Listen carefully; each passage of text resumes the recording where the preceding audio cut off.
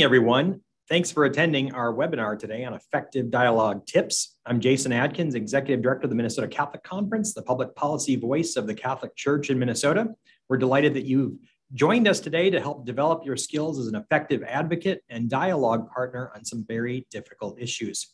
We're going to receive some really great strategies for having truthful and compassionate conversations that move hearts and minds. We're pleased to present this webinar in conjunction with the U.S. Conference of Catholic Bishops' Civilize It campaign, which you can find more about at civilizeit.org, and I'll say more about that at the end of our program. Let's begin with a prayer.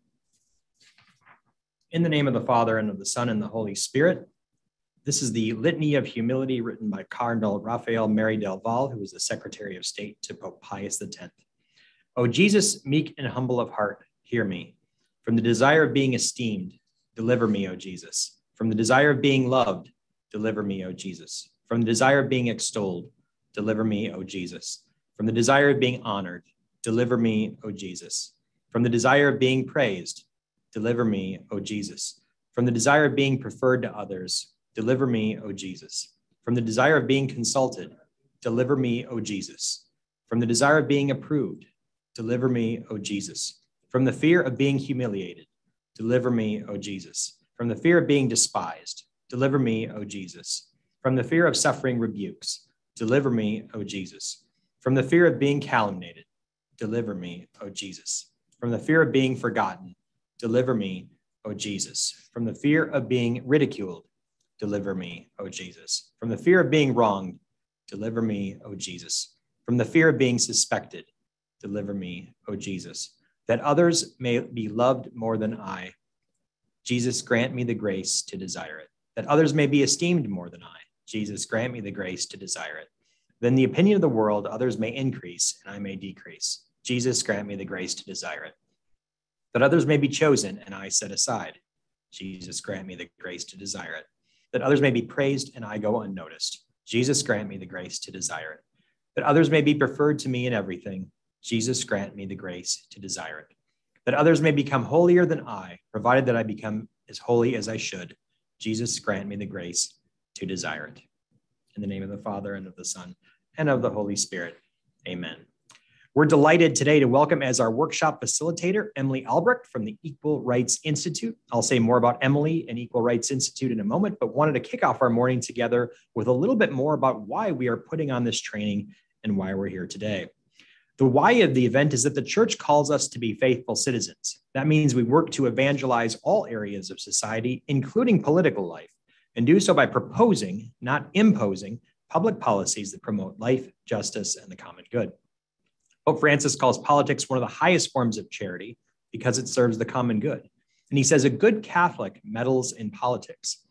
Participation in public life, then, is a witness to human dignity and thus also a work of evangelization. The church gives us Catholic social teaching as the tools to build a civilization of love. Those are our principles and building blocks that promote human flourishing. But it's not simply enough to be right about the issues. You have to say it effectively and be a credible witness yourself. Political engagement for the Catholic is a work of ministry. You might say there are three pillars on which good ministry rests: orthodoxy, orthopraxis, and orthopathos. In plain English, that means having the right principles, deploying them effectively, and doing so with a spirit of charity that allows them to be better received. Even more succinctly, we might say that it is speaking the truth effectively with love, or as one of my former teachers described it, passionately demonstrating truth. Today's seminar cannot possibly inform you about all the issues and Catholic social teaching, nor can it fully transform your heart to make you a credible witness, although Emily is, as you will see, very, very effective. Transforming our hearts is ultimately the work of grace and prayer, but it can make you more effective if you have the right principles and spirit. To help us be more effective in our dialogues that we may passionately demonstrate truth, we're pleased to introduce Ms. Emily Albrecht from the Equal Rights Institute. Ms. Albrecht is a native of Ohio and currently resides in Minnesota, where she attended St. Olaf College. She was the head of the college's Prolife club and worked to become a more effective pro-life advocate by meeting people's actual concerns and working to better listen to their perspectives.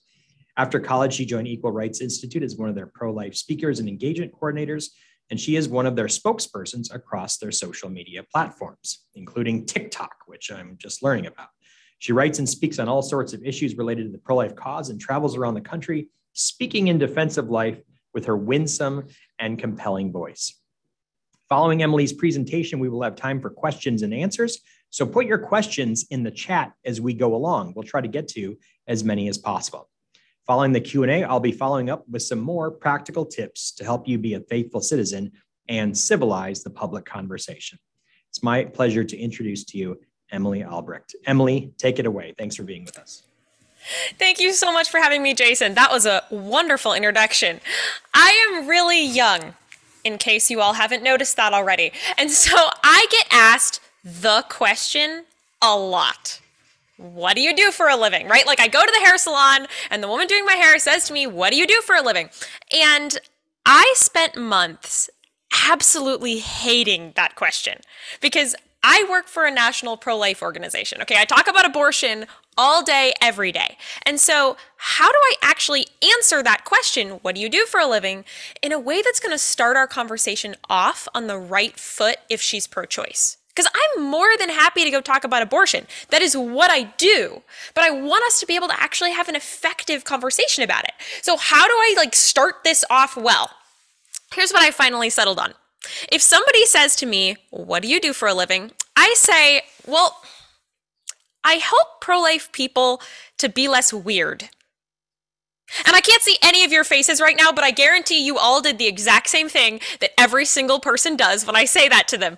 They laugh a little bit to themselves and kind of look at me with this sideways face and are thinking, what does that mean? And I say, well, I help pro-life people to make more good arguments and fewer bad ones.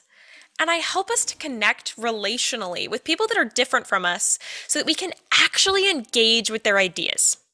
It's a really strange job, I recognize that, but I think it is so needed in our society today because, in case you all haven't noticed, our society is incredibly bad at actually engaging with people that think differently from us. Like, abortion has always been a difficult topic to talk about. It's emotionally complicated, it's ethically and philosophically complicated, but these days, it doesn't feel like we can have a conversation about anything. It is quite frankly depressing to me to just watch how polarized our society has become. And I'm really aware that there aren't any good examples, in the media, of adults who can disagree with each other respectfully and productively. They just end up screaming at each other, either literally or in all caps on the internet, and then they attack each other's character rather than the actual ideas coming out of their mouths. I think it's a major problem on every side of politics these days, and I want to see that conversation get better everywhere. But I get particularly upset when I see people on the right who are engaging in that kind of negative behavior, because I would consider myself to be on the right. And so I want our side, quote unquote, to behave well. I actually think it's hurting our movement and our faith and our political beliefs and all of those things. It's hurting us when the world sees us engaging in those negative ways. And so I think it happens on the left as well, but I don't think the left is as interested in hearing what I have to say. I have limited influence there. I think I can make a lot more impact in helping people on quote unquote the right to actually effectively engage with people on the left, because right now it kind of seems like we just enjoy making fun of the other side. Quite frankly, because of the kinds of things that we watch. Okay, I'm going to offend some people right now. It's kind of inevitable. I'm very sorry. But Ben Shapiro destroys pro-abort. It is basically a meme now. I've watched at least 500 YouTube videos with that title. And I don't think that's helpful. It is not good for us to be listening to people who make us think that the other side is dumb, bad, or the enemy. And there's a lot of people that we like to take in on the right who do that. I'm gonna name names. I already said Ben Shapiro, Matt Walsh, Sean Hannity, Candace Owens. Don't get me wrong, there's a lot of people on the left that do it too. Just turn on MSNBC, okay? And it's all over the place on the left. But I think it's really bad for you. And there's some part of us that likes to do that. We like to watch our favorite commentator, whoever that is, just take on a whole room of stupid people from the other side because there's some part of us that's like, yeah, that serves them right. They're idiots. That is hate. That is hate in you, okay? I think it is really bad for you. Like, I actually think it's hurting your soul. You should not be listening to people who make you think the other side is dumb, bad, or the enemy. Because it is a lot more complicated than that, folks. Like, if I'm talking to someone who's pro-choice, I am very pro-life. I work for a national pro-life organization. That is what I do. But if I'm talking to someone who's pro-choice, I do not think that they're dumb.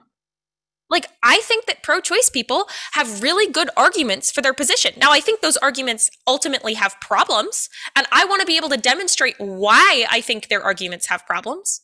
But I don't think they're dumb. I do think they've thought this through, at least somewhat before. And I definitely don't think that they're my enemy. I think that we're on the same team, trying to find truth together, trying to do what's right, trying to care for people and love people and help people. I think we have very different ideas about how to do that, but we are on the same team. They are not my enemy. Okay? I also think that if I treat them like they're my enemy, that isn't going to help me to actually change their mind. Like, just pragmatically, that is going to get me nowhere in actually fixing any of the controversial issues in society if I treat people on the other side like I think they're dumb or they're bad or they're the enemy. I think we need a lot less hate and more dialogue in our society today. We need less like debates between people on Twitter and more conversations between friends, between people that are getting to know each other and sitting down over coffee and actually talking about these serious issues. I want to help you to be the kind of person that I think Jesus would be. If he was here today, talking about today's controversial issues, I think he would be like what Colossians 4:5-6 says. It says, conduct yourself with wisdom towards outsiders, making the most of the opportunity. Let your speech always be with grace, as though seasoned with salt, so that you will know how you should respond to each person.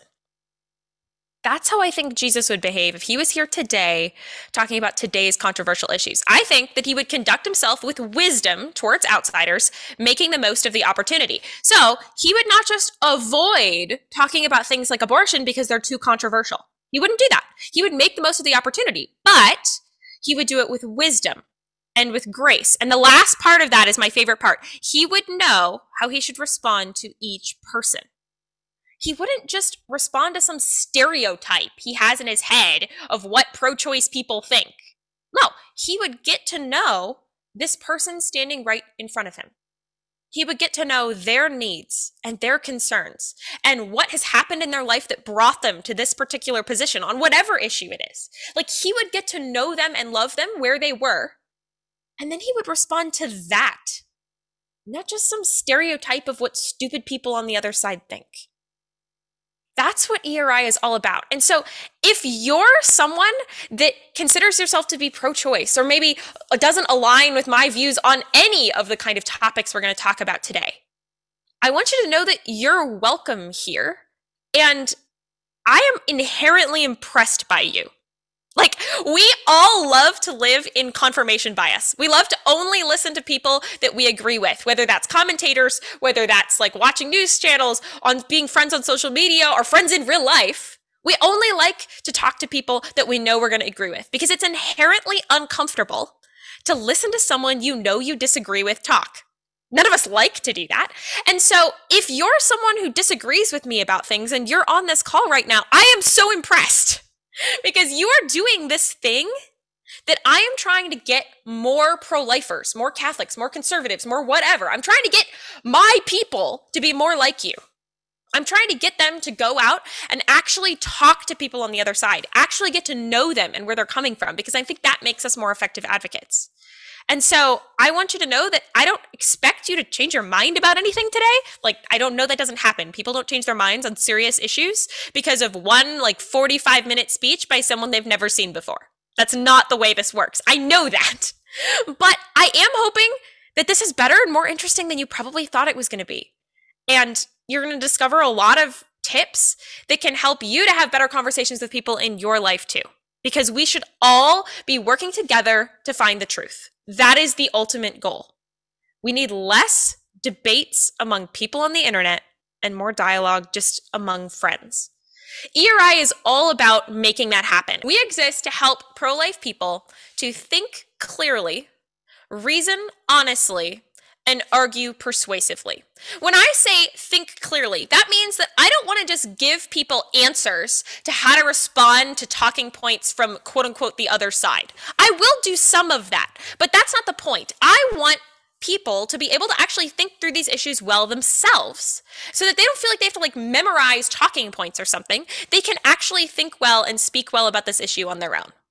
When I say I want us to be able to argue persuasively, that's pretty self-explanatory. I want people to be able to make more good arguments and fewer bad ones.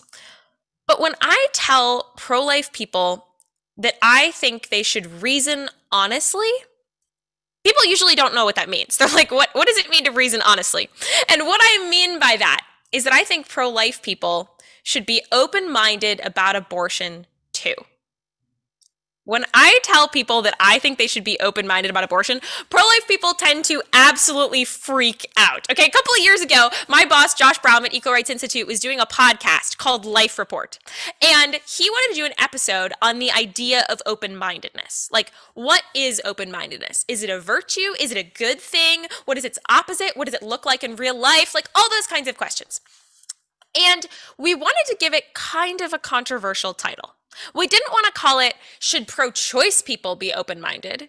Because most pro-lifers would be like, well, duh, because they're obviously wrong, right? And so instead, we called it, should pro-life people be open-minded too?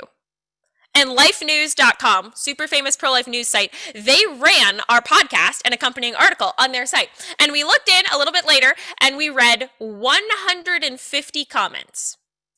2 of which were positive. Those were the 2 people that had actually clicked in and read the article or listened to the podcast. The other 148 people had just read the title and their heads exploded. And then they had to say what they were thinking to the entire world because apparently that's what we do these days. And so I want to show you some of the actual social media comments on our article and accompanying podcast. Should pro-lifers be open-minded too?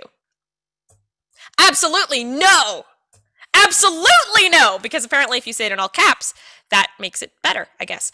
No, murder is murder, abortion is murder. No, there should be no room for discussion on the topic of brutally murdering a helpless baby. If open-mindedness thinks it's okay to rip a baby to pieces, then no. Should we be open-minded if someone comes to murder you? That's my favorite one. That's my absolute favorite one. No, sir, on this discussion, I remain very close-minded. Discussion over. You can't be open-minded when dealing with Satan. Also a good one. Only an idiot would think like that. Nope, close-minded, that is us pro-life Christian conservatives, and proud of it. Absolutely. Open-minded to enlightening the ignorant and selfish. I'm open-minded to the idea that abortion is murder. As Archie Bunker once said, I do have an open mind. I just close it when I know I'm right. Then we had 3 people who made the exact same joke. Not so open-minded that our brains fall out. No, if you're too open-minded, your brains fall out. Open-minded that sin is ruling the pro-abortionist, but not so open-minded that your brains fall out. Then there were 2 more substantive comments that I actually want to respond to. How can you be wishy-washy over the murder of a child? Stop being a wimp. Say it like it is. Abortion is wrong at any time after conception. It is as easy as that. And we are wishy-washy wimps if we say anything else. Quit doing it halfway. No, I do not want your brains to fall out.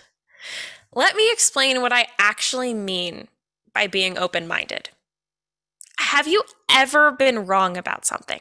Bonus points if you can think of a serious moral issue that you changed your mind about after learning more. That does not mean having no convictions.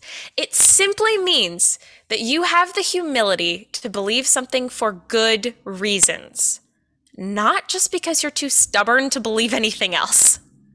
I think that being open-minded means that you're genuinely willing to listen to people on the other side. You're generally willing to explore the issue because you're dedicated to following the truth where it leads. That's where I am about abortion. I mean, that's what I do for my day job. I am very sure that the pro-life position is true. But I'm not just pro-life because that's what my parents told me to be, or that's because what the church tells me to be. I'm pro-life because I have genuinely explored the issue. And I have the humility to believe something for good reasons. That means I'm not actually afraid to go talk to pro-choice people, which I do all the time. That's a huge part of my job. I go around to college campuses, I do speeches, I actually engage with pro-choice people constantly. I get to hear their arguments and really get to know where they're coming from. That also means I'm not afraid to engage with what really smart people on the other side are saying. Like, I will go out of my way to read the smartest philosophy papers from big pro-choice philosophers around the world. Like, I want to read what the smartest people on the other side have to say, and I think that applies to anything. Like, if you are convinced that Catholicism is true, then you shouldn't be afraid to go read what the smartest atheist philosophers are saying, because you're not afraid of trying to find the truth. And if the Catholic position is true, if the pro-life position is true, if whatever it is true, then that is where the truth is going to lead. But I'm not afraid of engaging with people. I'm not afraid of talking about my beliefs and getting to know others' people's beliefs, because I'm not just too stubborn to believe anything else. I believe that in order to effectively be an advocate for something, you need to have that humility to believe things for good reasons. And just simply pragmatically, like, imagine that you are on the other side on any issue. You're pro-choice, you're not Catholic, you're not whatever, and you start having a conversation with someone, not just anyone. You start having a conversation with that person. The person that says, nope, closed-minded, that is us pro-life Christian conservatives and proud of it. How likely is that person to change your mind about whatever issue this is?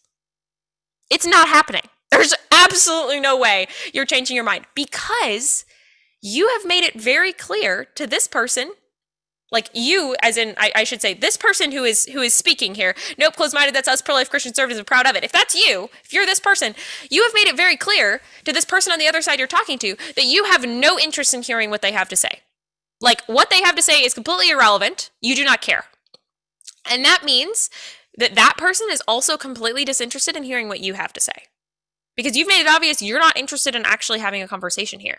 If this is your attitude, nope, I'm closed-minded and I'm proud of it, there is no way anyone's going to be interested in hearing what you have to say. And that's a major, major problem. I think in order to effectively advocate for literally any position, you need to do all three of these things. You need to think clearly about the issue yourself. You need to be willing to reason honestly about it, being not afraid to actually engage with other viewpoints and follow the truth where it leads. And then you also need to be able to argue persuasively for your own position. You need to have those good reasons for it and be able to articulate them well. That's ultimately how we change hearts and minds about any issue, is you being able to think clearly about it, reason honestly about it, and then go out and argue persuasively about it. How do I know all this? Like, what makes me so passionate about this? I get asked that question all the time. And that is because, quite frankly, I think the proof is in the pudding in my case. Let me back up a little bit. So I grew up Catholic. I went to K-12 Catholic school, a whole 9 yards. And I knew, sort of, that going off to college was going to be a place where my beliefs would be challenged. Like, I was vaguely aware of that fact. But I really had absolutely no idea what I was actually getting myself into. Like, let me paint a picture for you. I went to St. Olaf College in Northfield, Minnesota, and right when I came to St. Olaf, like fall of my freshman year, our local pregnancy resource center, the Northfield Women's Center, wonderful place, they were hosting their annual fundraising banquet. And they were actually doing it on the St. Olaf campus. Like, they had rented out a ballroom, and that's where they were hosting this banquet. I'm sure many of you have probably been to a pregnancy center banquet at some point in life. And so they were having this event on the campus. And when the students on my campus found out that this was happening, they managed to organize tons of students to line the hallways of our student union with signs screaming at the mostly elderly members of our community who are trying to come to this event to just support free resources for pregnant and parenting people in our community. It was an extremely traumatic sight to like watch and see this happening on my campus, that there were so many students that were screaming angry about the fact that there was this kind of a resource even in our community. They actually managed to organize enough students that the next year, like the pregnancy center understandably did not want to have their banquet back at the St. Olaf campus, and so they had it somewhere else. But the students were still so upset that they organized students to go downtown and protest the event there the next year. I was absolutely terrified to tell anyone that I was pro-life, okay? That should not be shocking. If that was the environment I walked into, I didn't want to tell anyone I was Catholic. I didn't want to tell anyone I was pro-life. I just kept my mouth shut. And it took until about January of my freshman year when I had like one really good Catholic friend, and she happened to see a poster for the Pro-Life Club on campus. There actually was a pro-life club on my campus. It was being single-handedly run by one senior girl who was like doing her best, one woman pro-life show style, but how much can you do when it is literally just you? And that is your campus, okay? And so my friend saw this one poster and she told me, she was like, you have to come. We're gonna go to this pro-life club meeting. And she literally dragged me kicking and screaming to my very first pro-life club meeting. And by the way, when we got there, I will say that senior girl was absolutely thrilled because we had basically just single-handedly tripled the size of her club, right? From 1 to 3. And so that spring, our very tiny group started to try to do some stuff. And I will be totally honest with you, every single thing that we tried failed epically. It was a complete disaster. I remember 1 week that spring, we put up a hallway display. We had like reserved this whole hallway in the student union, and we got to put up this display on the wall, and it was vandalized 13 times in 1 week. And when I say vandalized, I mean like completely destroyed. Whole thing is torn down. We would have to reprint the entire thing and put it back up. I do not even want to know how much money we spent that week reprinting that display. It was bad. And I would submit these bias reports to administration every single time, being like, hello, there are students that are kind of vandalizing our stuff and they can't do that. And my reports would just go into a black hole. Like, I don't know if anyone ever read my reports. They're sitting in a file cabinet somewhere, hypothetically. And so it was extremely frustrating. We get to the end of my freshman year, and that one senior girl graduates, right? And so suddenly I find myself as the new co-president of the Pro-Life Club, basically by default, because there is no one else, right? And so that summer, my tiny group and I are looking at each other going, something has got to change. Because this is clearly not working. Like, we are trying desperately to effectively advocate for a position, and every single thing we're trying is failing miserably. And so we have got to try something different. But we had no idea what to actually try. We didn't really know what we were doing. And it was one day in the middle of July that summer that I got the email that quite literally changed my life forever. It was the email that introduced me to Equal Rights Institute, the organization that I now work for. So I can actually say it changed my life forever. And it was saying that, there's this organization out there that's dedicated to helping pro-life people actually engage with pro-choice people. I was like, wow, do I need that? So I took my tiny club through the Equal Rights Institute's training materials, and we started to go out and actually have conversations with pro-choice people on a weekly basis. We would like set up this table in the student union. We put a question on the table that would say, should abortion remain legal in the United States? And trust me, students wanted to voice their opinion on that. And so students would come up by the hundreds and voice their opinion on the poll and get in a conversation with one of our club members. Fast forward to my senior year of college, we've been doing this for 3 years, and my club, like my pro-life club at the St. Olaf campus, has exploded in size. Like, pro-lifers have come out of the woodwork and joined the group. Pro-lifers who, like me, were there the whole time and were just terrified to tell anyone what they believed. We also had people that had changed their mind and become pro-life and now wanted to go out and have those conversations with other pro-choice people, because they had been formerly pro-choice. But even more importantly than that to me is we had just seen this incredible change in how pro-choice people viewed our group. Like, we had broken down so many stereotypes. I cannot tell you how many conversations I had at that table with pro-choice students that would end with them saying something like, I don't know what I think right now. Like, you have given me a lot to think about, and I don't know what I think. I need to take some time and digest all of this, but I just want you to know that I really respect your club. Like, I used to hate you guys. It was a miracle if I didn't walk past your table and stop and punch one of you. Someone actually said that to my face. There was a miracle if they didn't walk past the table and stop and punch one of us. And I was like, thank you. I don't really know how to respond to that. But now they had actually stopped and talked to me. And they realized that I was nothing like they thought. And they were like, I want to tell all my pro-choice friends to come and actually talk to you, because I've just never heard such an intelligent and loving pro-life argument before. And I just want you to know that not only do I respect your right to be here having these conversations on this campus, but I'm so glad you're having these conversations, because I think every single pro-choice student needs to come talk to you guys, because you're nothing like I thought. My senior year, vandalism basically ended. Like, we got one vandalism my entire senior year. Okay, my freshman year, we had 13 vandalisms in 1 week. We got one vandalism my entire senior year. And when that vandalism happened, I submitted a bias report to administration, because I am basically the queen of writing bias reports at this point. And so I submitted my bias report, and I got a personal email back from administration within 30 minutes, letting me know that A, they were apologizing that I was continuing to experience this kind of vandalism. B, that they were looking at the security camera footage. C, that they had actually already used the security camera footage to identify the person that had vandalized our display.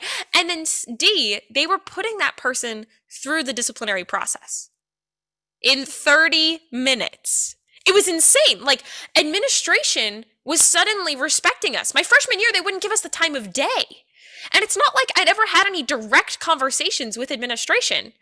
They were just walking past our table countless times. They were hearing stories. They were talking to students who had talked to us. And we became the most respected and professional student organization on campus, because they realized that we were actually there to have productive conversations and get to know people and have really good arguments for our position that were actually effective at changing people's minds and getting people to think totally differently about who pro-life people were and what they stood for. My senior year, our Pregnancy Resource Center, the Northfield Women's Center, they decided to bring their fundraising banquet back to the St. Olaf campus. Like, they had not been there for several years now, and they decided to come back and try it again. And there was not a single student protester. Not a single one. Like, our students on our campus had just such a completely different understanding of the pro-life position that there wasn't a single student that felt motivated enough to actually come and try to protest this event. I think that's what happens when you can actually have conversations with people on the other side. Because the arguments that you make are important. Yes, I am not saying they're not important, but I think that how you make arguments is the most important thing. In other words, we're here to talk about practical dialogue tips. How do you actually get someone's walls down so that you can engage with their position and any arguments you say actually have a chance of landing? They actually have a chance of hearing those arguments. So tip number 1, ask clarification questions. Have you ever been in a position where someone assumed something about you that totally was not true? It's really annoying, right? This sounds so simple, and yet it is so important to understand what another person is actually thinking. It's really easy to think that you understand people on the other side, especially when labels are involved. Oh my goodness, we all love to use labels and attach them on ourselves all the time, or attach them on other people all the time. We say things like, I'm pro-life, I'm pro-choice, I'm Catholic, I'm Christian, I'm atheist, I'm Republican, I'm Democrat, I'm libertarian, I'm whatever. We slap these labels on ourselves, and yet people use labels to mean very different things. Like, I can think of exact conversations that I have had. Like, I've had this conversation with person A, and person A says to me, I'm pro-choice. And I say, okay, cool. Tell me more about that. What does being pro-choice mean to you? And they'll say, well, I would never have an abortion. I don't think abortion's a good thing for our society, but I definitely think it should be available for any woman that thinks that she needs one. Okay, cool. So now over here, we have person B that I'm talking to, and person B says to me, I'm pro-life. And I say, Okay, cool. Tell me more about that. What does being pro-life mean to you? And they say, well, I would never have an abortion. I think abortion is a really, really bad thing for our society. But I don't think it should be illegal. Like, I think it should be available for any woman that feels like she needs one. Those two people have the exact same view, but they use two completely different labels to describe themselves. Now, some pro-life people would say to me, well, this person over here, person B, who called themselves pro-life, they're not really pro-life. So you need to correct them and tell them that that's not a pro-life position. They need to be using a different label.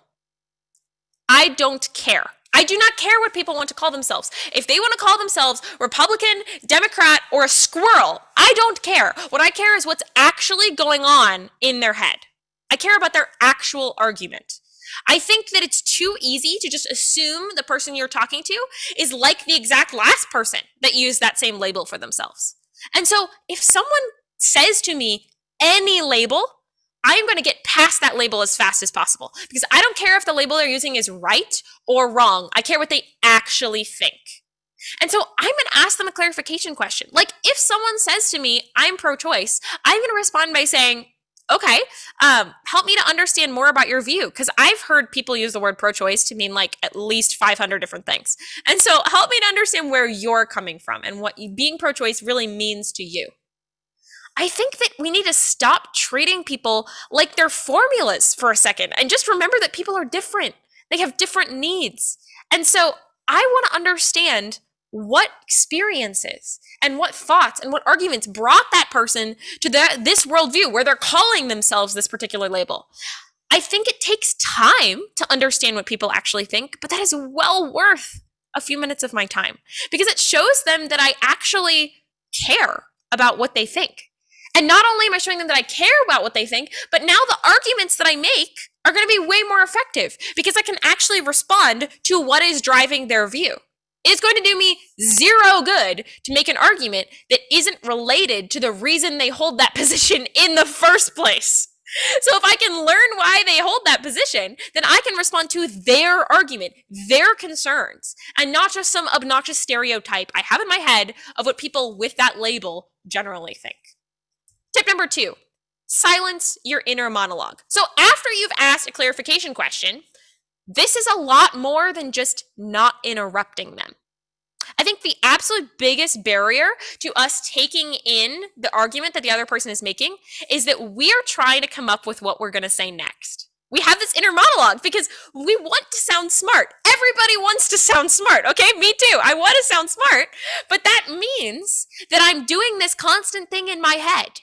Like if I'm talking to a pro-choice person, my inner monologue sounds something like this. That's a lot of arguments that she's making.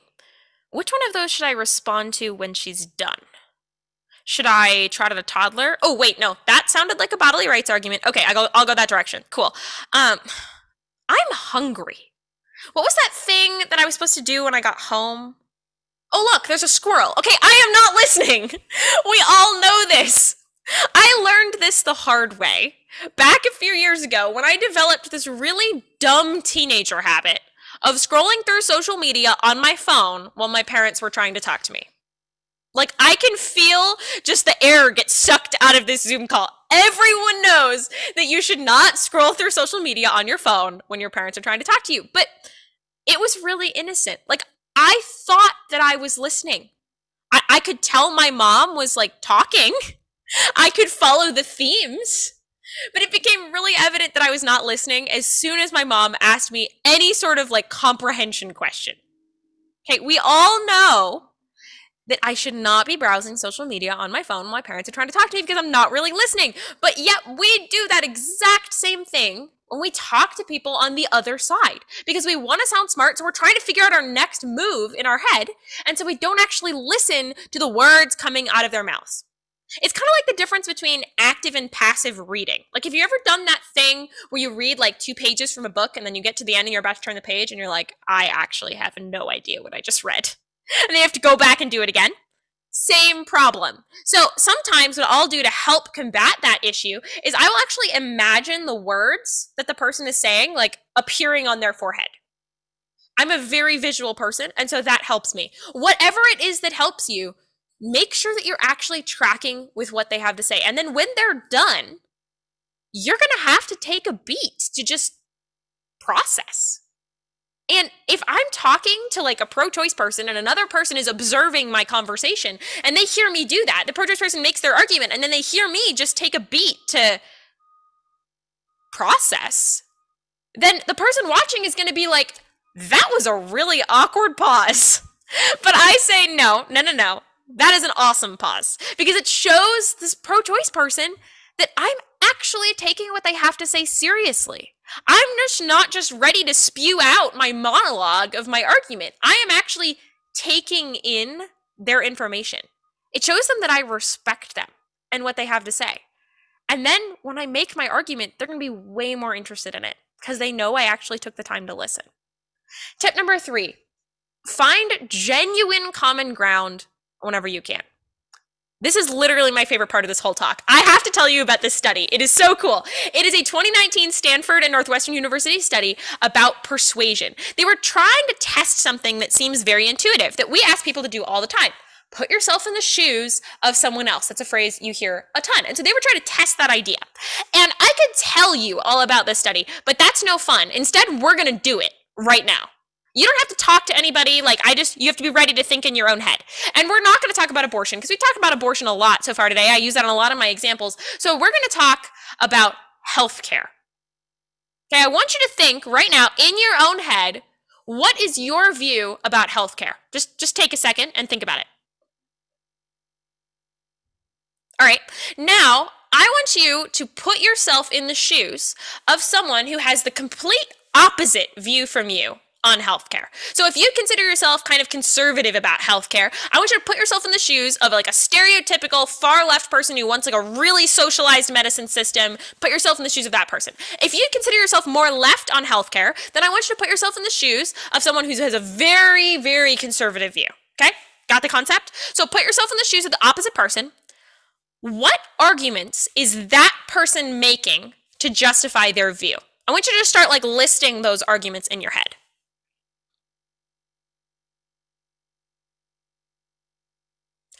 Are any of those arguments persuasive to you? Absolutely not. Have you moved at all? Have you become more attracted to the other side? No, you have not, because people are horrible at that.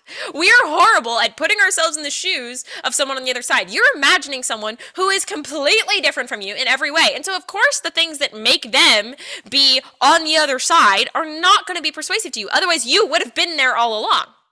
But you believe this because you have really good arguments for it, and so you're not persuaded by all these things you're imagining some stupid person on the other side is thinking. This is where it gets interesting now. They had the participants do a second thing, because the first thing resulted in people not moving at all in their positions. As a matter of fact, it resulted in some people being more ingrained in their own side than they had been when they started. But they did a second thing, and we're going to try it right now. I want you to now imagine in your head someone who is exactly like you in every single way. Like, they agree with you about everything. They have the same views as you on politics, the same views as you on morals, same religion, same everything. Maybe you're married to this person. I don't know, okay? But you're imagining someone who is exactly like you in every single way. You agree about everything except healthcare.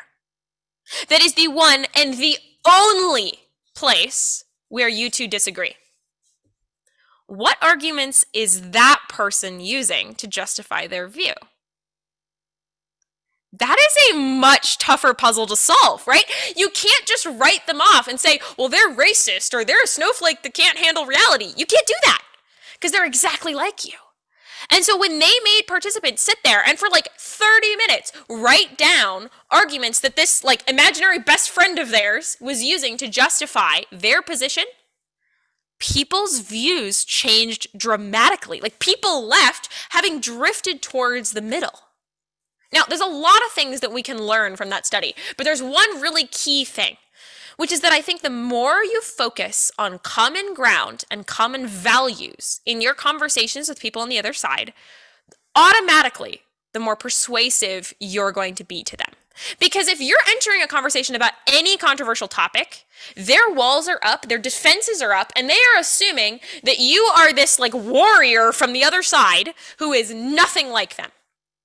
And so the more that you can show them that actually we have a lot of similar views or similar thoughts on things or similar concerns, the more you have automatically become interesting to them. You've become this like multifaceted person, and they can't just write you off because they think that you're a stupid person on the other side. They're like, oh, we actually share a lot of things. Like, I have some views that are super inconvenient to have when I'm talking to pro-choice people. But I also have some views that are very convenient to have when I'm talking to pro-choice people or on a stereotypical college campus. Like, I've never talked to a person on the left or a person who's pro-choice who didn't have a genuine concern about people in poverty in this country. They don't want people to be stuck in these cycles of poverty. They don't want children being born into poverty. I have so much common ground with that. Oh my gosh, we might not disagree about the way to solve poverty, but if you're not genuinely concerned and have compassion for people in poverty, then I am concerned for you because you should genuinely be concerned about how big of an issue poverty is in our society. And I'm not afraid in that conversation with this person to take several minutes to talk about how concerned I am about poverty. Like, this is not a debate. There is no timer. And so I'm not wasting time talking about common ground. I'll spend several minutes talking about how my dad works at a food pantry. And I spent a lot of time growing up volunteering there. And I still spend time to this day just hearing his stories of how complex poverty is. Like, I feel like I have a particular view into the world of how complex poverty is that maybe a lot of average middle-class white people don't have. Because my dad can help people with one very specific thing. He can help them to not go hungry. But that does by no means solve poverty. Like, he has to keep connecting them to all these other agencies that can help with other things, because maybe there's a homelessness problem or an addiction problem or an abuse problem, or they're a vet, or there's a language barrier, or there's an education issue. Like, there's all these things that are contributing to poverty. And I will go off for several minutes about all of that. So I become this multifaceted person to them. Tip number 4, rephrase what they said. The more our team has talked to people on the other side, the more we've become convinced that there is this profound cultural gap between like pro-life and pro-choice people, or Republicans and Democrats, or whatever. It's like we speak different languages. And I think sometimes when we're listening to someone on the other side, even when we're actively listening, our brain does this like Google Translate thing. It's kind of like, have you ever seen those YouTube videos where somebody takes the lyrics to a very famous song like Let It Go, and they Google Translate it from English to French and French to Spanish and Spanish to Mandarin Chinese and then back to English, and then somebody sings it. And it's absolutely hilarious because Google Translate gets it wrong. We all know this. But that is exactly what our brains do sometimes when we're talking to people on the other side. We'll ask a good clarification question. We will actually try to listen to them. But it comes in our brain, and we didn't really understand what they said. They said X, and we heard Y. It happens really honestly. And so I will rephrase what they said back to them. I'll say like, I want to make sure I'm understanding you. So let me repeat back to you what I heard you say, and then you can correct me if I've gotten it wrong. I think it is well worth a few minutes of my time to actually make sure I understand where they're coming from. And it might take me several tries. I might have to rephrase their view several tries before they actually like approve my summary. But the thing is, I think that it is good for me to know that I understand what the pro-choice person is saying. That's good. But it's even better for the other person to know I understand what they're saying.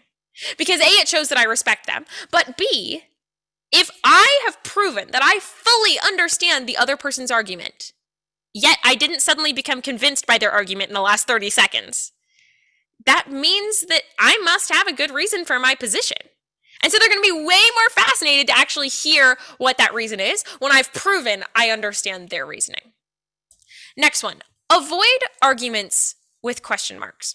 My team has become absolutely convinced in the last few years that in any case of someone actually changing their mind about something significant, there's a necessary condition that they feel emotionally safe. Now, I am not talking about the kind of emotional safety that some college students these days have justified. I have read stories in the news that quite honestly border on the surreal. I am not talking about that. I am not saying that we should be wimpy in how we tell hard truths to people. I am saying let's not be idiots in how we tell hard truths to people. I think that it is foolish and short-sighted to just blast people with the truth with no thought to how they're going to respond to it. The gracious, sensitive person speaking truth is far more likely to make a positive impact than the abrasive, thoughtless person speaking the same truth. That's why we aren't recommending that people use arguments with question marks anymore, unless they've built a lot of rapport with someone. What is an argument with a question mark, you might ask? That's when you do this thing where you say, like, you do know that blah-de-blah-de-blah, right? Or you don't believe this stupid thing that people on the other side believe, do you? Anytime that you make your argument and then you stick a comma, right, at the end, it's obnoxious. Even if you say it in a nicer tone than my obnoxious demonstration just was, it's still annoying.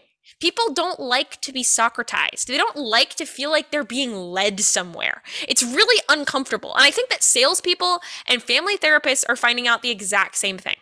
Leading questions annoy people at best, and they shut people down at worst. It's kind of like that scene from Return of the Jedi. Okay, when people come in to controversial conversations, they already have walls up. And in this scene in Return from the Jedi, we have Han Solo and Princess Leia and R2-D2. And they're trying to get into this battle station on Endor. And R2-D2 tries to mess with some wires, but then he gets shot by the first stormtrooper to ever actually hit anything. And then Han Solo starts messing with things and is like, I guess I'll just hotwire it, because apparently the Galactic Empire is using the same technology as old cars. And there's this really comedic gag moment where Han Solo must have put the wrong two wires together, because instead of that wall going up, a second wall comes down.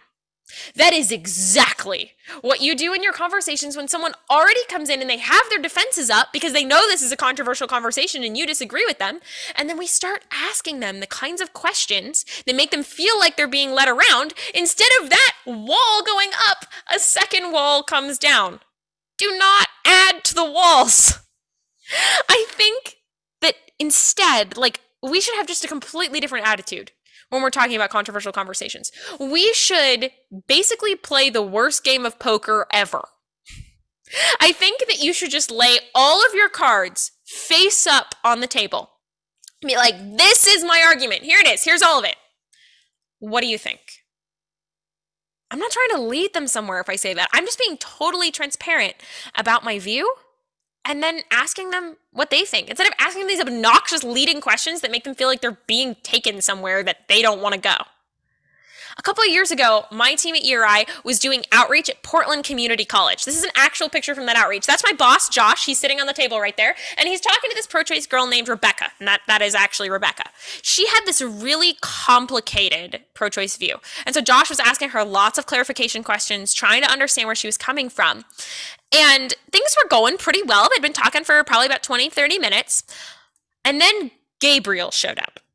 And I do not mean the angel. Gabriel is the single most obnoxious pro-life person my team has ever spent time with on a college campus. And that is saying a lot, because my team has been doing this for over 20 years combined at this point. And so you could see Gabriel coming from a mile away. I mean, he was the 6 foot tall, black leather trench coat, crew cut haircut, just marching his way over here with one expression on his face. And it said, I am the smartest person within 1,000 miles from here. And I am going to toy with you for my own amusement because I just love talking to idiots like you. That was the expression on his face. So he comes marching over and he parks himself right in front of Rebecca. And he says, you don't believe this stupid thing that pro-choice people believe, do you? And then he asked another one. He was like, you do know that the unborn are alive, right? And you could just watch Rebecca shut down. And so Josh did this thing. He was like, pause the conversation. Let's have a meta discussion about the discussion. I have a question for Rebecca. I am really interested in persuasion. And so I want to know, we're two white pro-life guys, like Josh and Rebecca. Josh and Gabriel. We're two white pro-life guys. Rebecca, which one of us is more likely to change your mind about abortion today? And she immediately said, you, Josh. He said, why? I want to know why. Why am I more likely to change your mind about abortion? And she said, well, two things. First, I really like your body language. Look how relaxed Josh looks in this photo. This does not look like a debate. This looks like two friends just chit-chatting after class or something. First, I like your body language. And I like the kinds of questions that you ask. Josh was only asking clarification questions to try to understand her. And Gabriel was only asking incredibly obnoxious questions that showed that he didn't really respect her. That does bring us to a really obvious aside, and this is my last tip for today before we move into Q&A, about body language. It's important to just be intentional with what you look like. Goodness gracious. Okay, when you're in a conversation about anything controversial, our first instinct is to go into fight mode. Like, we want to win. So we have this inner monologue going in our heads, and we forget to ask clarification questions, and we don't find common ground. We do all these horrible things, and then we're also really, really defensive in what we look like. We physically close ourselves off from the other person.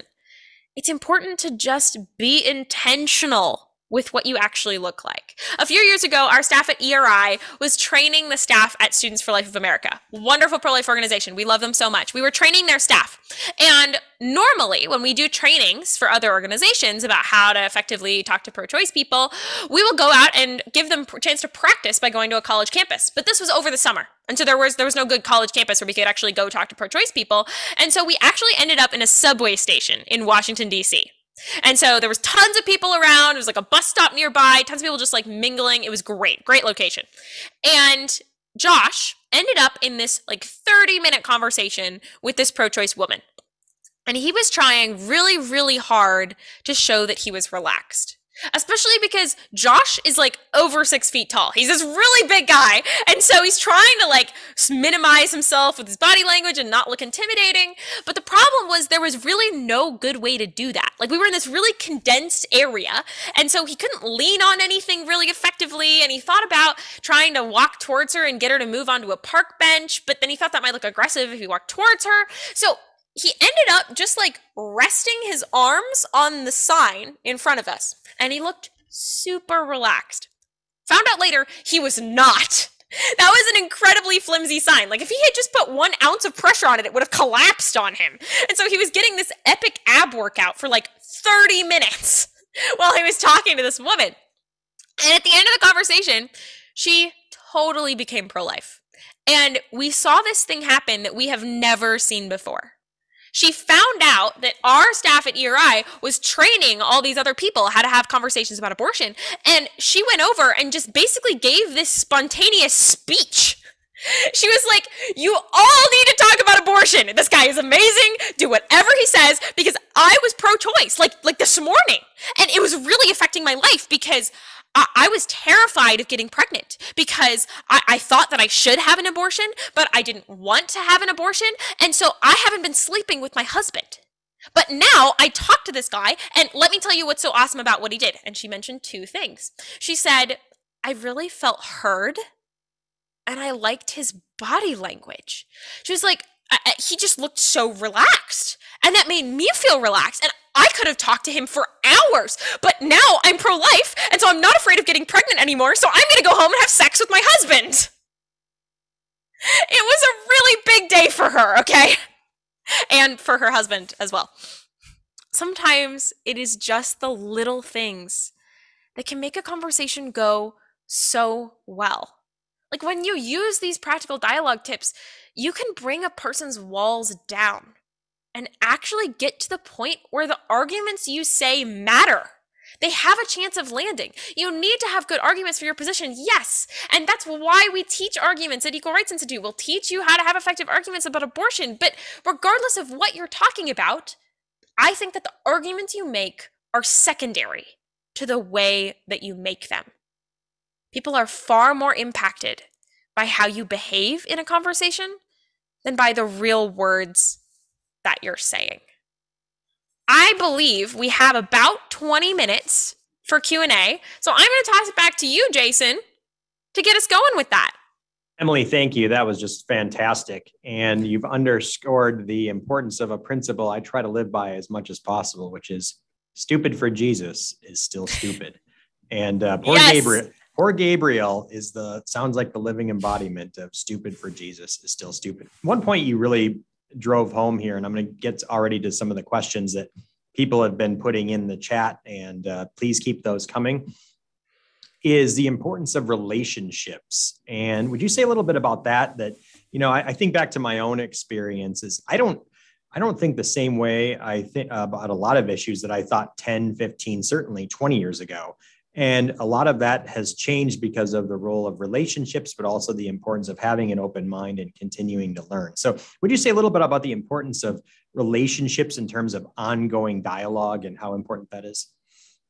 Absolutely. People do not change their minds about serious issues in a day. That just does not happen, folks. Like we all know the sky is blue, right? So what if I had come here today and given you a 45-minute, super intellectually sound presentation about why the sky is actually purple? You would not have changed your mind about that today because you've believed this for a really long time that the sky was blue. What you would do is go back to your room later after the presentation and think about it for a while and be like, I don't know. Maybe she's right. And then you do some more research about it. And then maybe you'd come have a conversation with me later if I had created this environment in my presentation, in my conversation, that it invited you to have more questions, have more thoughts. People don't change their minds in a day. Maybe 3 weeks from now, you would be like, actually, I do think she's right. The sky is purple. But you would never have changed your mind about that right now. I don't care how obvious my arguments were. You would not have changed your mind. And so what matters is that people change their minds, I think, more like how water changes rock formations. Like it goes slowly over the same path over and over and over again. And that's how we end up with amazing things like the Grand Canyon. And so when you can create an environment in your conversation that opens up the door to that relationship, or when you already have an existing relationship, like there's two things happening here. Maybe it's someone in your family who has a different view from you about whatever issue it is. You have an existing relationship with them and you can use that to your advantage because you've already built this rapport with them. They trust you, they like you, and you want to make sure that how you behave in conversations about this issue you don't agree with matches how you treat them the rest of the time.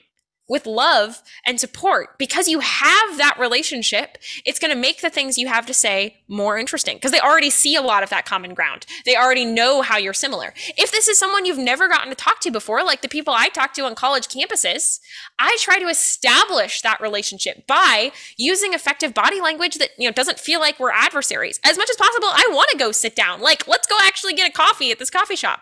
You are not in a debate. There is no timer. I will say that over and over again. You are never wasting time if you are building a relationship with that person. One of my absolute favorite stories from my years of experience at St. Olaf was when I talked to this pro-choice student named Anna who had come up to our table, and I had built the foundation for a relationship with her so that like a month and a half later, she reached out to me on Facebook. She Facebook messaged me and asked if we could have another conversation because she had more questions. And if I hadn't created that environment in the first conversation where she felt welcome to do that, she didn't become pro-life in that first conversation. But she liked me. She was intrigued by my argument so much that we got to have another conversation. And our second conversation happened over pizza. We went and got pizza at the local little cafeteria area within St. Olaf. We sat down and we talked for 2 hours. And at the end of that conversation, she did become pro-life. But it was because I was treating her like another human, like my friend. And I would see her on campus all the time after that, and we'd say hi. And I would never treated her like she was just some notch on my pro-life belt that yeah, I changed 20 people's minds about abortion. That was not the point. The point is that I got to know her and love her and build that relationship with her, because people trust people they're in relationships with. Given what you said about the importance of relationships, Emily, what's your thought about online engagement? Very impersonal in many ways. What are some tips for effective online engagement? So online engagement is always hard because building relationships online is hard. And so there's a couple things that I recommend doing to just help humanize yourself. Essentially, that's what you have to try to do, is humanize yourself and humanize this other person that you're never going to get to kind of see face to face. And so when I'm dialoguing about abortion or any issue online, I will make sure that my profile picture is really personal. I want someone to see a smiling face of me. I don't want them to see some logo or some like weird thing that's not, even if it's just like a flower, like whatever it is, I want them to see me. I want them to connect that there's a face, a smiling 20-something-year-old girl behind this message. And I will also take care to like go out of my way to be nice in the conversation in the way that I would with a friend. And so if you would do it in an in-person conversation, you should do it online. Whether that's being like, hey, how's your day going? Or whether that's, making a nice comment about, oh, they changed their profile picture. Now it says it's something else. Or like, I noticed this other thing on your page that you recently, you won this award, or you did a 5K, or you whatever. Like if you're having this kind of relationship online in this one thread about Catholicism, go look at their profile and show that you care. You keep up with them. You see their stuff in your feed. And so you can, at the beginning of your message, be like, hey, I just want to say congrats. I noticed that you did this thing. That's awesome. And then move on and actually respond to whatever their argument is. Number two, I guess I'm on number three now. All of the things, the same tips that I talked about can still apply, other than, I guess, body language, to this situation. As a matter of fact, it can be even harder to understand what someone is saying when they're typing it, especially if you're on something like Twitter where it's super limited character counts. And so you should go out of your way to make sure you really do understand them. Like I will do twice as much clarifying that I understand. I will ask twice as many questions because I can't build that face-to-face smiling face rapport. And so I'll push towards using my words to prove I'm really trying to understand them. I'll do the rephrasing what they said back to them. Like I'll do it even more than I would in an in-person conversation. My last piece would be to say you should try to move online conversations into private spaces, like private chats, as quickly as possible, because people aren't as open to hearing other arguments or being affected by them when they see that other people are watching. Like they're automatically going to be more defensive because they don't want to publicly lose. And so I will say things like, I might, if someone makes a pro-choice claim on one of my posts, like I've made a post on Twitter, someone responds to the pro-choice thing, I will respond to that. And in doing that, maybe I'll have a paragraph kind of responding to what they said, asking clarification questions, whatever. And then I will invite them to engage with me in a private way. I'll be like, hey, I'd love to keep talking with you about this. I'm going to send you a DM right now. I'm going to send you a direct message. Let's continue this over there. I'd love to chat with you. And if they're willing to, I'd love to get it into that space where they're going to be more feeling like it's personal and not some just big public conversations. Because friends don't debate issues on stages like we do debates. They debate things in private spaces and have conversations. And so I want to make online as much like that as possible.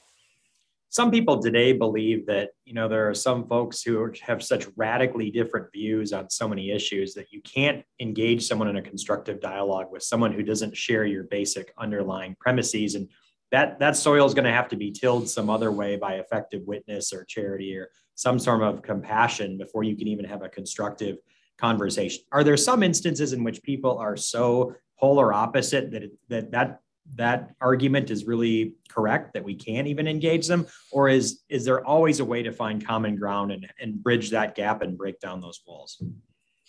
I think there is always a way.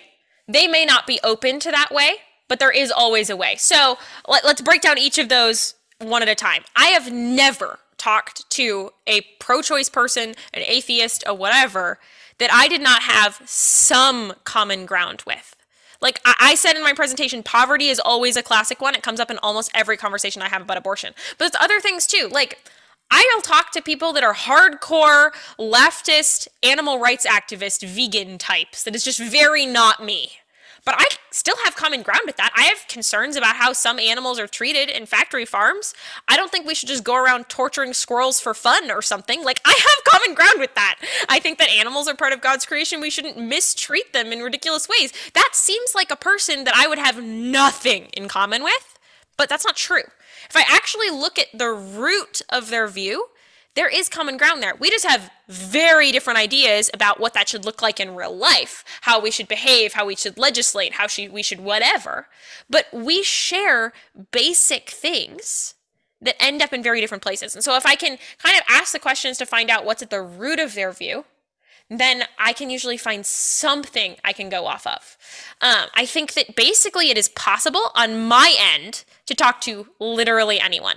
There are rare occasions when the other person isn't going to be open to hearing that. Like, I've talked to thousands of pro-choice people, and I can count on one hand the amount of conversations that I have had to just end because this was not going well. Like, sometimes it'll happen. I'm on a college campus and I have this big sign, should abortion remain legal in the United States? And students will come over to the sign screaming at me. This has happened many times. And I'm okay with taking that for a few minutes because I think sometimes that's what they need. They need to get it out. They need to vent. They don't know me. They have some sort of negative experience in their past with pro-life people or just with seeing pro-life things on the media. Maybe they have a personal experience with abortion. I don't know. They have a lot of emotions and I will let them get that out. And while they're doing that, I will just be sitting there listening to them. They're expecting me to interrupt them. They're expecting me to come back and start monologuing about my view. And I'm not doing any of that. I have really relaxed body language. I'm just listening. I'm kind of nodding along, showing that I'm tracking with them. And then when they get to the end, I'm going to ask them a clarification question. I am not going to make an argument. And that usually right there calms them down. They're like, oh, wait a minute. This person's actually listening to me. And some of the best conversations I have ever had with pro-choice people started that way. They started seeming like there's no way we can have a productive conversation about this just because I was willing to be patient and take it. I'm not saying that you should be willing to be screamed at for 5 minutes. I am willing to do that. Not everyone needs to be. You can have your own line, but I'm willing to take that for a little while for the greater good of the conversation of waiting it out and letting them get their emotions out. I can count on one hand the amount of times that strategy has not worked. It actually just happened to me about 3 weeks ago. I was doing a speaking event and an outreach up at the University of Minnesota Duluth.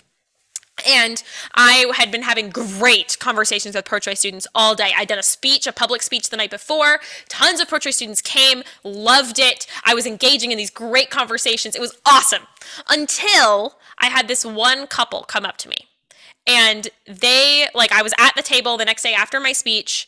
They had seen the posters on campus about what was going on, and they were not happy. And they screamed at me for probably 5 to 10 minutes. And I tried all of my usual strategies, and just nothing was working. And I could not get their walls down. I was trying to ask them questions, and they were just not even willing to answer a clarification question or even listen to my question. They just keep screaming. And so ultimately what I had to do after about, I'd say 15 minutes of trying these things is I had to say, look, I'm here because I want to be able to have more productive political dialogues about these kinds of things. Because I think people are generally really bad at engaging with people on the other side. I don't think that's helping our society. And that's what I'm here to do. And I would love to do that with you. But it doesn't sound like that's what you're interested in. It sounds like you're just more interested in yelling at me and not in us actually being able to go back and forth where I can really understand you and you can really understand me. And so I'm sorry that you're in a place right now where you don't feel like you can do that. If you're in a better place later today and you'd like to come back and have that conversation, that'd be great. I'd love to chat with you. But right now, it doesn't seem like we're going to be able to accomplish that. And I got a lot of other people that would love to have those conversations. So have a nice day. And I stuck my hand out and I walked away after I shook their hand.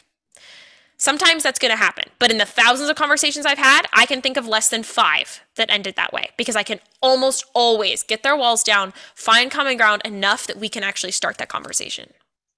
You've really underscored the importance of humanizing the person on the other side of the issue. And that's really, really important is that, and especially when we talk about politics as civic friendship, it's people walking together toward the good. And we have to view each other as friends and not enemies.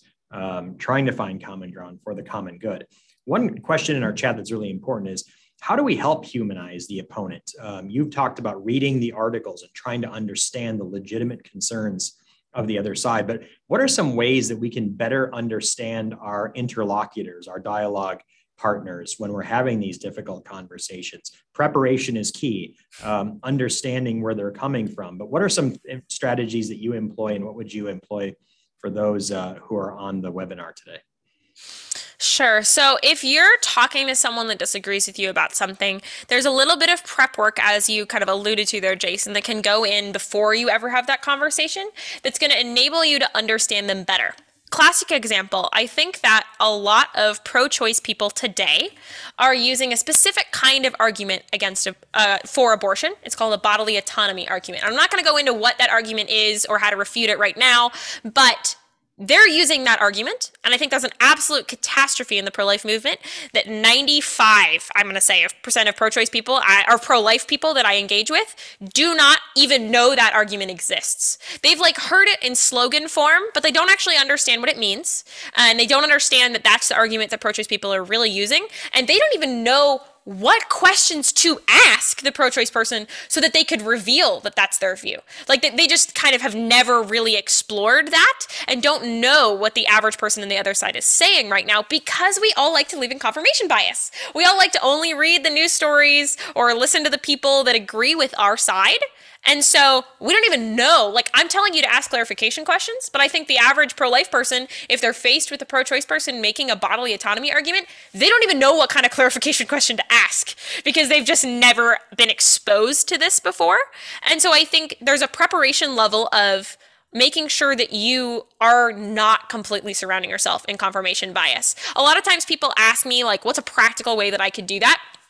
And my answer is always, go find yourself just one commentator, news source, whatever, that's considered on the opposite side from you that you're going to take a look at regularly. You can look at 7 different conservative news outlets you really like if you want to, but make sure you have one that you go check every once in a while, just to get an idea of how are people on the other side speaking about this. One of my personal favorite ways to do this is from an online newsletter called Tangle. I do not get paid to talk about Tangle and none of those things. It's just my personal, I'm very passionate about Tangle. It is an online politics newsletter. It comes into your inbox Monday through Thursday for free. And it is from this particular man named Isaac Saul, who used to work for the Huffington Post. He was a very big journalist, and he left precisely because of this reason. He was so concerned about confirmation bias and media bias and people not really understanding the other side. And so what he does is he reads every single day all of the major right news sources and all of the major left news sources, and then he turns them into basically one newsletter on one topic. He'll take whatever the biggest topic is today in DC. What is everybody talking about today? And so he'll summarize, here is just the facts. What is going on? What is the topic? Then he has a section called What the Right is Saying About It. And he will explain, what are people on the right arguing about this position? What is their thoughts? And he'll direct link to all of these different places on the right. So if you wanted to go explore any of those ideas, you could do that. Then he's another section called What the Left is Saying. And you can read through and understand what is the left thinking about this particular issue. And you can click in and read more on any of those things. And then at the end, he'll have a little editorial section called My Take, where he will explore what he thinks of the issue now that he's done all that reading. And I find his take fascinating every single day, because he changes by the day which side he agrees with more after the research he's done. Certain issues, he's wow, I think the people on the right are making better arguments here. I think I side with them. On some days, it's the people on the left. Some days I agree with his take, and some days I don't. But every single day, I walk away from reading that newsletter with a better understanding of what I actually believe. Because sometimes I read it and I'm yep, I have affirmed what I thought before I came into this issue. I think the people on the right are really making better arguments now that I've looked at them both. Cool.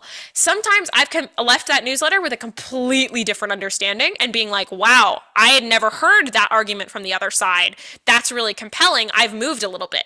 Every day I feel more informed after reading that, because I can really understand what's going on in both sides. So it's called Tangle. If you just Google it, it'll come up. I am a subscriber to it. I've been a subscriber for a long time. I absolutely love it. It's one great way to just give yourself that background, so that when you go into a conversation from someone from the other side, you at least have a vague idea of what they might think, and you'd know what kinds of questions to start asking to really unpack their view, instead of just being overwhelmed by I've never heard this before. I don't even know where to start engaging with them. That's great. And Emily, if you can put in the chat when we're closing and I'm doing my wrap up, name of the script, the actual scripture verse you used at the beginning, which some people have asked about. And then, absolutely. And then any other sources too, is we had a question about that. Like, what do you use to help yourself in fostering effective dialogues? Who trained you? Now you're doing train the trainers, but who trained you besides ERI, of course? Is there a book or a resource or a guru you use in effective dialogues? If you could throw that in the chat for people, they'd really appreciate it. One last question I have, and I'm going to combine something so that a listener submitted with another point that you made, which is, what's your metric for success? And I want to tie that to your point about silencing your inner monologue, because we always want to succeed. I always want to be prepared. I want to succeed. I want to go. I want to win. I want to convert this person. I want to change their mind on something. But what's your metric of success? And I want to tie that to the role of the Holy Spirit here, which is, you can silence your inner monologue if you allow the Holy Spirit to do its thing and you don't rely on yourself. And maybe just say about the connection between the metrics for success in these conversations and silencing your inner monologue and letting the Holy Spirit do its thing.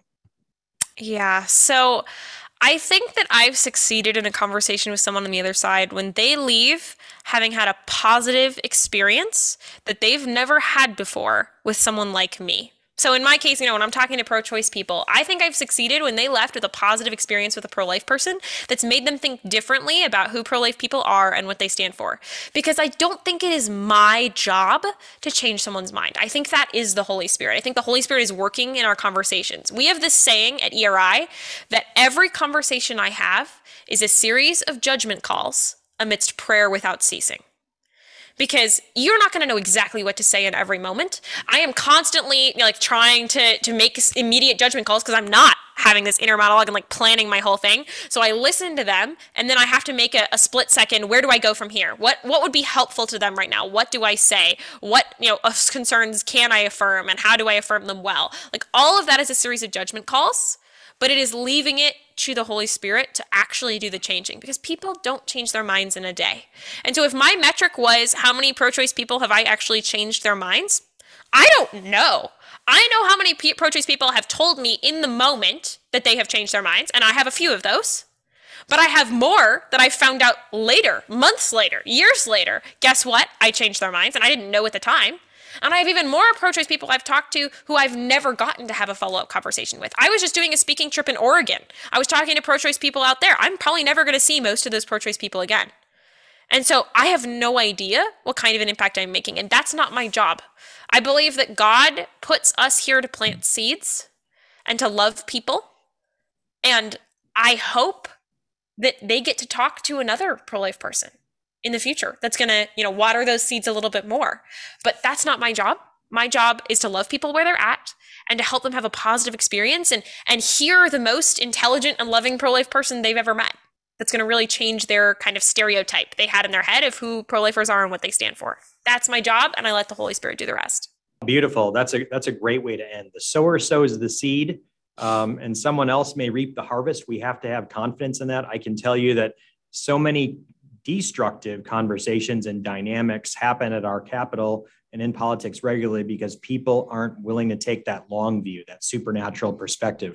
When they walk into a legislator's office and that legislator just doesn't immediately adopt their viewpoint, they're angry, they think they're bad, they think they're evil. All these stereotypes just continue to be perpetrated. And having that long view, that supernatural view, recognizing that there is a savior and it ain't us, really makes a difference. So thanks for that beautiful way to end an awesome conversation and strategy session with Emily Albrecht from Equal Rights Institute. We'll be having Emily back this fall. We had an Equip for Life training. If you want to hear more about these strategies, tips, particularly in the context of the pro-life argument, which, boy, that conversation is going to get bigger and bigger, especially as we await the decision in the Dobbs case from the U.S. Supreme Court. We need to be faithful citizens and constructive conversants with those who are on the other side of the issue. So Equip for Life is coming in the fall. We're going to reschedule that from, we had planned that in January and it had to be postponed because of COVID. We're going to bring that back in the fall and bring Emily back for a full day training. We're very, very excited about that.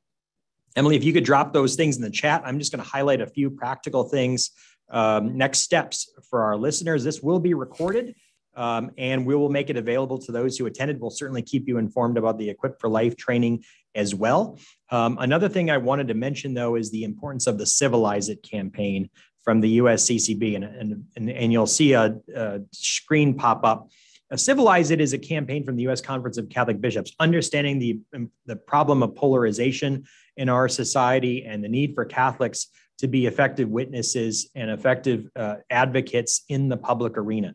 And as Emily said, it's not just important what we say, but how we say it, how we conduct ourselves.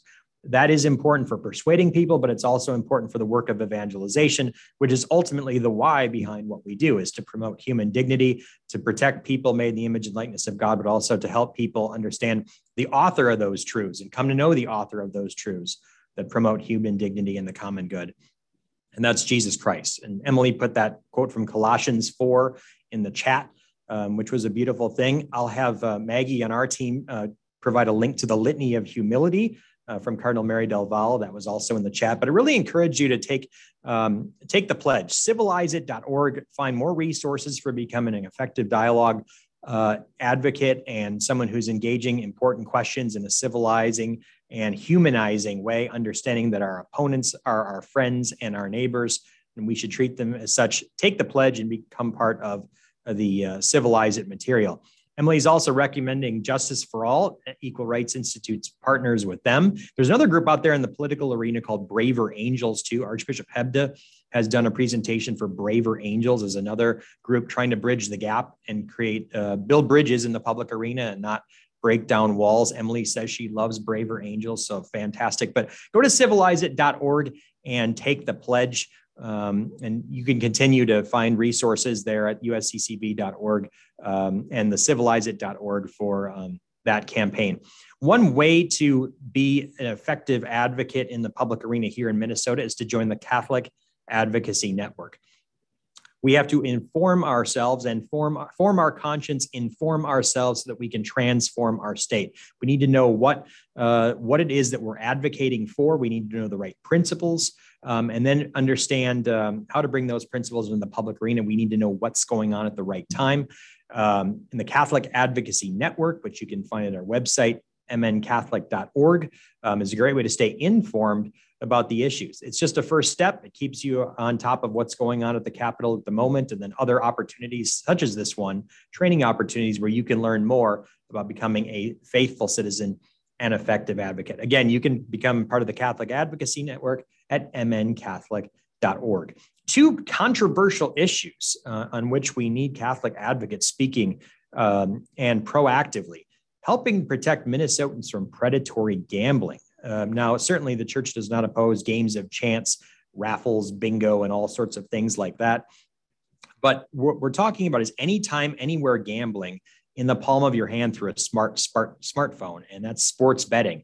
And we think that is gonna perpetrate a number of real problematic harms to our young people, people with addiction problems, bankruptcies in families, et cetera, et cetera. Protecting the entertainment options of the wealthy and privileged few has the potential to harm a broad sector of our society and have significant social costs. Simply because it might generate some tax revenue, that's not a benefit enough to oppose the costs of what will happen if we legalize predatory sports betting here in Minnesota. So you can find out more about that issue by joining the Catholic Advocacy Network or the website URL below, mncatholic.org/sports gambling. One other big piece is the importance of school choice. School choice and educational opportunity is one of the hottest issues on the public radar right now. There's a lot of controversy around this one. Should education dollars follow students or systems? That's really a fundamental question. Who's in the driver's seat when it comes to your child's education? Is it school teachers or is it parents? The Catholic Church believes that parents are the first educators of their children. The state can subsidize, that's the principle of subsidiarity, that important role, but it cannot replace parents. There's a lot of controversy about curriculum, educational opportunities, achievement gaps simply because of where you live. Should people's educational destiny to be decided by where they live, their zip code? We think more people should be given opportunity, and our partner organization, Opportunity for All Kids, wants to enact educational savings accounts for people in Minnesota, especially low and middle income families. So if you're interested in the school choice issue and want to become a part of that, opportunityforallkids.org. Finally, assisted suicide, another life issue. And there's big debates about what to do at the end of life, not just the beginning of life, but the end of life.